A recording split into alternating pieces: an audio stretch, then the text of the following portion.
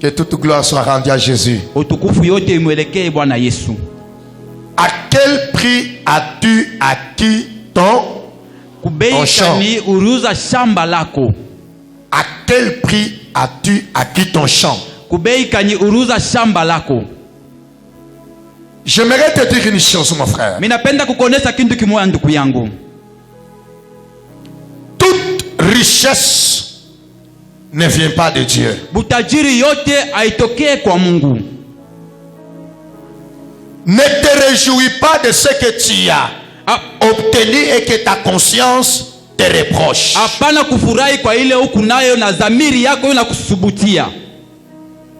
En commençant par ceux qui nous ont menti que Judas a, après avoir vendu le Seigneur, il est allé jeter l'argent au temple. C'est du mensonge. Il n'a pas jeté tout l'argent. La Bible dit clairement que nous avons fait donc les études. On est allé trouver là où la Bible dit que Judas a acheté un champ avec l'argent qu'il a eu en vendant le Seigneur. Et ce champ s'appelle le champ du sang. Judas a acquis un champ au prix du sang. Nous avons enseigné ça le dimanche passé. Nous sommes en train de voir le champ acquis au prix du sang. Lorsque nous disons à quel prix as-tu acquis ton champ, ça veut dire de quelle manière tu es devenu directeur de cette société. De quelle manière as-tu eu ton mariage? Le champ acquis au prix du mensonge. Vraiment, si tu es parmi les nouveaux, nous vraiment c'est la parole. On enseigne la parole. Il n'y a pas de sensationnel pour impressionner. Il n'y a pas ici. Nous préférons que la parole impressionne ton cœur. Lorsque la parole va t'impressionner, Dieu amènera plus de bénédictions dans ta vie. J'aimerais te dire, frère, l'argent que tu as acquis dans les mensonges, l'argent que tu as acquis dans les vols, tu ne dois pas en être fier. Si tu as acquis mais comment tu es vraiment fier de toi-même? Est-ce que tu sais qu'il y a des pasteurs? Je m'excuse, je n'aime pas m'attaquer aux hommes de... Pour remplir l'église. Il y a des gens qui travaillent pour eux, pas pour le royaume de Dieu. Et surtout comme les gens aiment, ils se disent que là où il y a plein de gens, donc Dieu est là. Et malheureusement, même les hommes de Dieu tombent dans ce piège-là. Nous serons très nombreux, croyez-moi. Dieu ne sera pas avec nous quand nous serons très nombreux, certainement. Il est avec nous comme aujourd'hui là.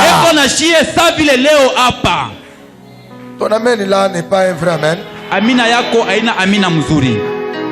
Il est avec nous, frère. Il sera avec nous quand nous allons construire le tabernacle de faveur de Dieu. Il sera avec nous. Lorsque toi tu commenceras à venir en retard, tu n'as plus de place. Il sera toujours avec nous. Même aujourd'hui, il est là. Nous ne allons pas être impressionnés par des choses.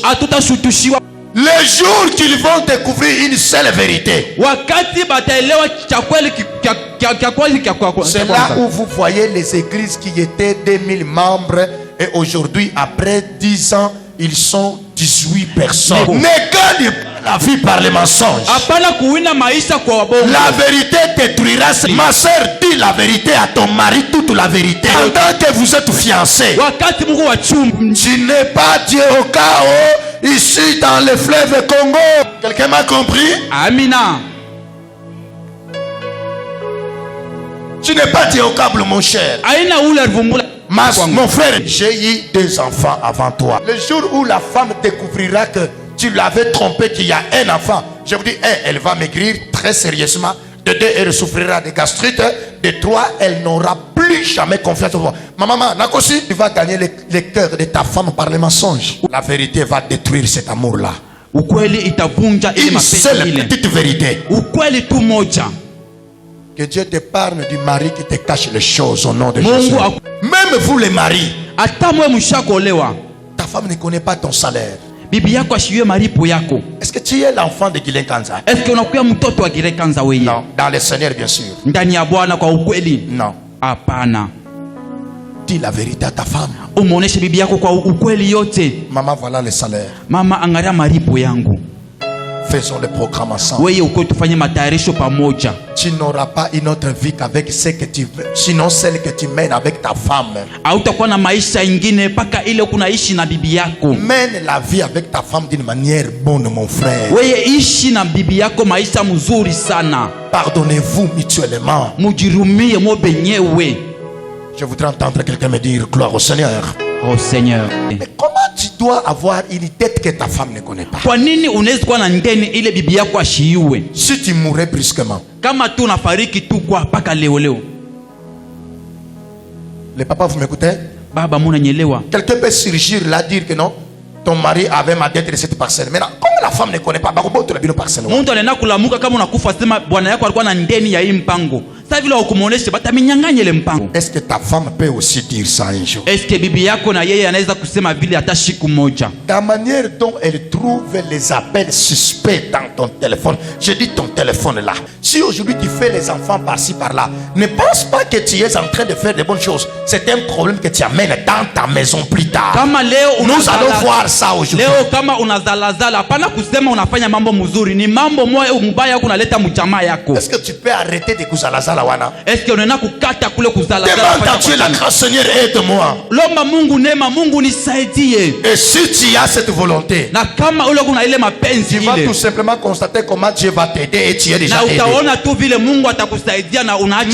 Ce que tu dois retenir au sujet du mensonge. Ile wewe utaweka mkichwa yako kwa hali ya bongo. Je vous avais dit ça le dimanche. Nilionyesha siku ya Juma. Le mensonge c'est un grand péché. Bongo ni nzambi mkubwa sana. Je ne dis pas c'est un péché. Misiseme ni nzambi. Nous avons vu le dimanche passé que ceux qui disent que non, il n'existe pas un grand péché, il n'existe pas. Il y a les grands péchés et les petits péchés. On a découvert ça dans la Bible. Wale wanasema kukalake bongo kiloko na ya munene. Il y a le péché qui n'amène pas à la mort. Et il y a le péché qui amène à la mort. Nous avons lu ça. Entre autres péchés, les mensonges. Ne te dis pas comme tu as abandonné l'impudicité que tu es devenu un meilleur chrétien. Au travail tu mens. Dans la vie tu es un vrai menteur. Ce n'est pas bon. Je vais te dire une chose encore. Le mensonge, c'est l'un des péchés qui rapproche l'homme de Satan. Je vais te dire encore une autre vérité. Le mensonge, c'est l'un des signes de la sorcellerie. Je n'ai pas dit que c'est un signe de la sorcellerie. Mais je dis c'est l'un des signes de la sorcellerie. Un sorcier, vous pouvez le reconnaître par sa manière de mentir, de tromper. Jean chapitre 8 verset 42. La Bible dit, Jésus leur dit, si Dieu était votre Père, vous alliez m'aimer, car c'est de Dieu que je suis sorti. Verset 43. Pourquoi ne comprenez-vous pas mon langage? Parce que vous ne pouvez pas écouter ma parole. Vous avez pour père le diable. Un enfant du diable n'entrera pas dans le royaume de Dieu. Il les appelle enfants du diable. Pourquoi? Il dit, vous avez pour père le diable. Et vous voulez accomplir les désirs de votre père. na munatafuta kutizimika mapenzi ya baba yenu. Il a été meurtrier dès le commencement. Alikuwa muuaji kumwanzo. Est-ce que tu sais que dans ton mensonge, Unayosema mbongo tu yako peux être un meurtrier? unaenda kuwa muuaji, En trompant, en mentant, mukudanganya, tu peux séparer une famille qui était soudée. unaenda kuvunja ile Tu jamaa kwa peux tuer un mariage d'autrui. unaenda kuwa Tu ndoa ya peux wenyewe, tuer l'amitié des unaenda gens. kuwa urafiki ya watu, Tu es meurtrier. unakuwa muuaji, Tu es meurtrier. unakuwa muuaji. Les champs acquis au prix du mensonge. Shamba ile ulipokea kupitia Les autres ont les mensonges. wengine beko na bongo, Ils trompent danganya pour attirer la sympathie des gens envers eux et faire haïr les autres. jo bantu babashikilie buluma na bantu bayachukie bengine.